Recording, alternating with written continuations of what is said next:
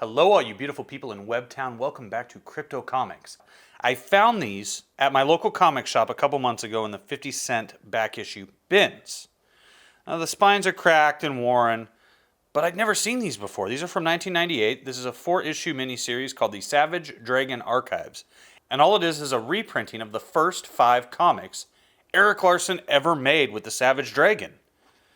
And it was actually really good. It's just printed in black and white. It's nothing special. This first one is from Graphic Fantasy #1, which was a self-published comic he made with Al Harris and Kevin Keyes way back in 1982, long before Image was ever even thought of. This is before Erik was in the business, and this is what led to him becoming a pro. And this story was surprisingly good. And as you can see, it's clearly an independent comic book. The art isn't the greatest. It's certainly not the worst. And it tells a fascinating story of a Savage Dragon that is not the Savage Dragon I grew up on in the 90s. I was an avid collector of Savage Dragon for a couple of years and have the first 25 issues in my collection and recommend it to anyone. It hooks a kid. I watched a 12-year-old boy read a couple of Savage Dragons, and he was instantly hooked, and he didn't think he was going to be either. He liked Shadowhawk when I let him read Shadowhawk. I was like, try this. And he was just like, okay, well, I'll give it a shot. And he was just like, whoa, that was really good. Yeah, it is really good. And this was really good, especially for 50 cents. And I wonder if Erik would ever have this colored, maybe. Good question. It's a good question. It might be even better if it was colored. But it certainly is a shining example of where you can go in the comic book industry when you're just dedicated enough to finishing your dang book. This is from Graphic Fantasy issue #2.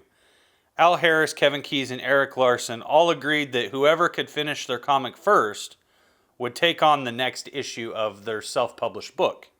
Well, sure enough, Erik finished before the other guys. And so Graphic Fantasy #2 featured a Dragon solo story.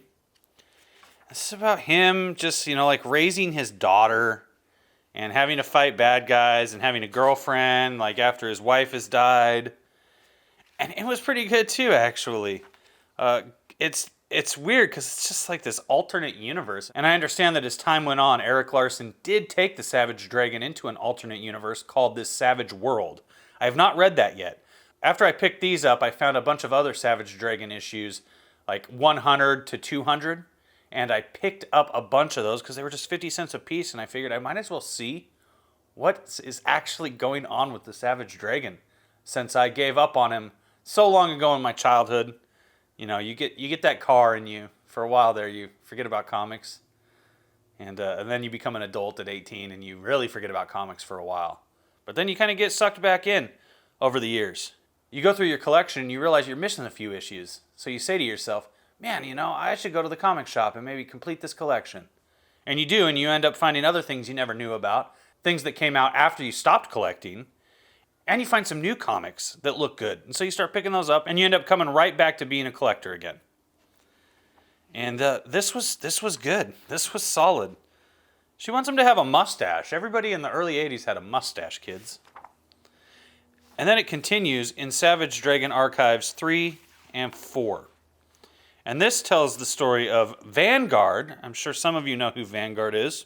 These stories are actually the second and third Vanguard installments. The first Vanguard installment you can find in the pages of Vanguard #1 from Image Comics. These were printed in Gary Carlson's Megaton Comics #2 and #3. And this was equally as enjoyable. Erik got a new inker, and I think that was really smart. This inker really brought his work to another level. And this would lead directly into Erik getting a job in the industry. And he did a fine job, This is what sacrifice, dedication, commitment, hard work get you, kids. You can end up making a comic book and becoming a multimillionaire by making comic books, if the timing is right. And you have the talent and the perseverance to do it. Looking for heroes? Then you're looking for Megaton. This was a really good story about a sexy black chick who falls in love with an alien visitor. I thought that was very interesting. I did not expect that when I picked this book up. And issue 4, of course, concludes this story of Vanguard, where the Savage Dragon is going to stop him. You get some nudity in here. Like, imagine that, you know, after all the noise Erik Larsen gets for what he's done with Savage Dragon in modern times, making it basically a nudie book. You know, it's just going back to his origin. This is where he started, was making nudie books. So that's kind of interesting to see, isn't it? I thought it was. But anyways, I would actually really recommend this to any young artist. Pick this up. What in the world? Okay, he's wearing underwear. Good, thank goodness. Pick these up. These were a good look at how a professional gets started and what you can do with your own career.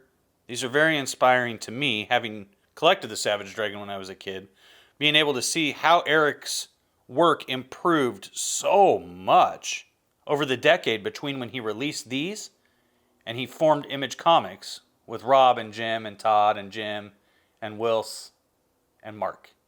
So it's worth it to hunt these down in the local back issue bin at your comic shop. If you can't find them there, maybe try mycomicshop.com. I tend to find a lot of stuff I can't find at my LCS on mycomicshop.com.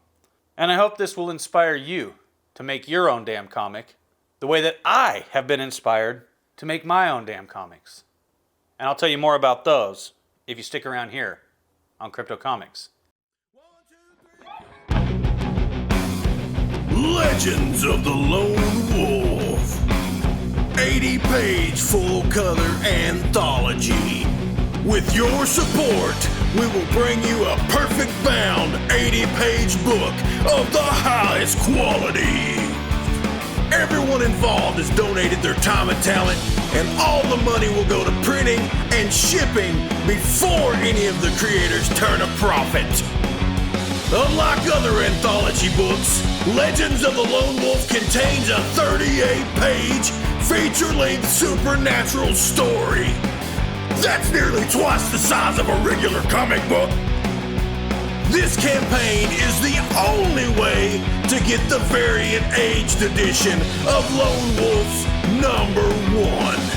This highly unique version of our first issue will be printed on a stunning aged newsprint and features a cover by the one and the only Muttman. So don't sit on your hands, Wolfomaniacs. You're gonna have to get out there and grab a copy for yourself. Oh yeah! Dig it!